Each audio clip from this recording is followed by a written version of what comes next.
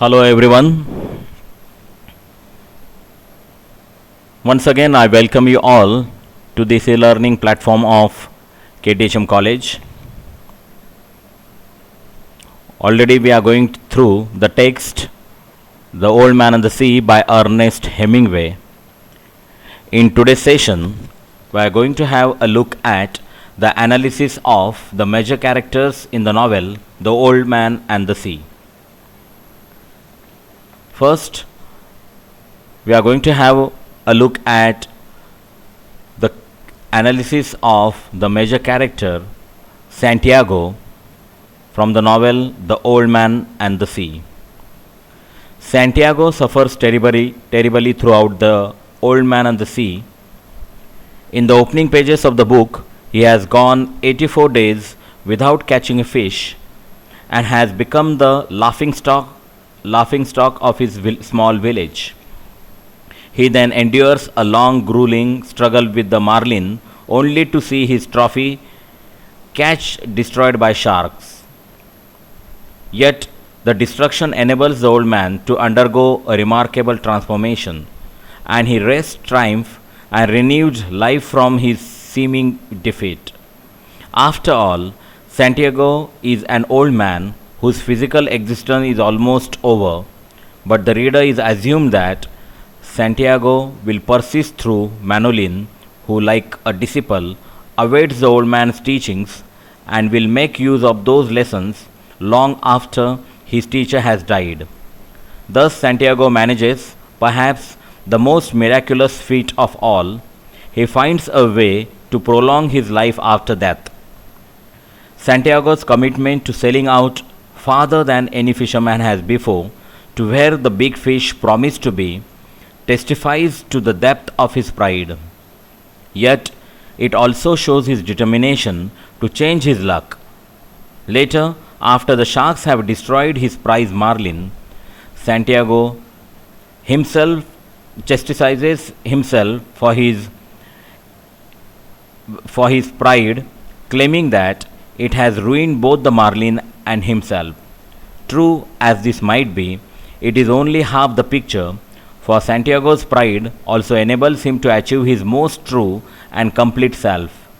Furthermore, it helps him earn the deeper respect of the village fishermen and secures him the prized companionship of the boy.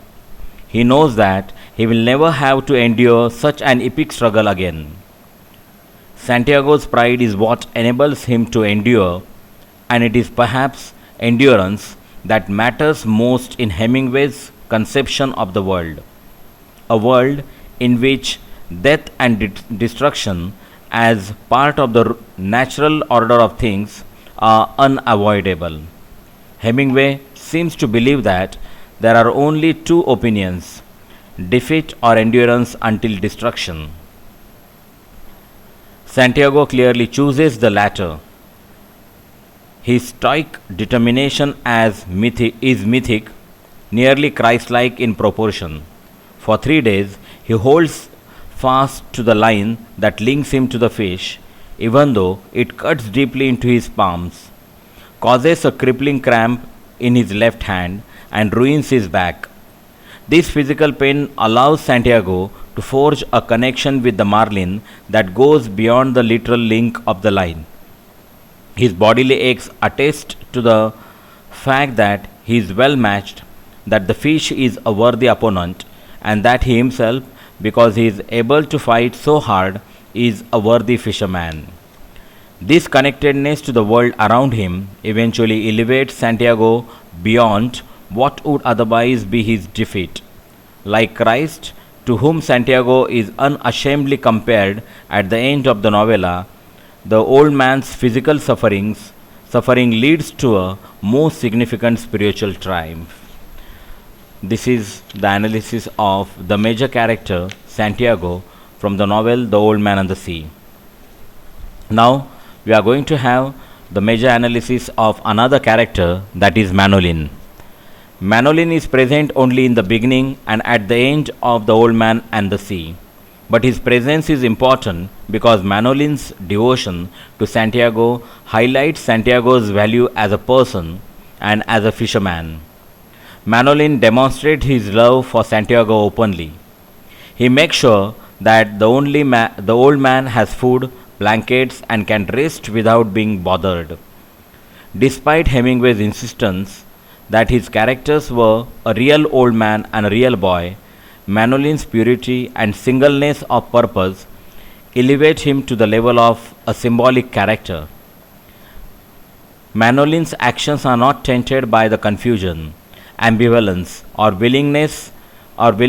willfulness that typify adolescence. Instead, he is a companion who feels nothing but love and devotion. Hemingway does hint at the boy's resentment for his father, whose wishes Manolin obeys by abandoning the old man after 40 days without catching a fish. This fact helps to establish the boy as as a real human being, a person with conflicted loyalties who faces difficult decisions. By the end of the book, however, the boy abandons his duty to his father, swearing that he will sail with the old man regardless of the consequences.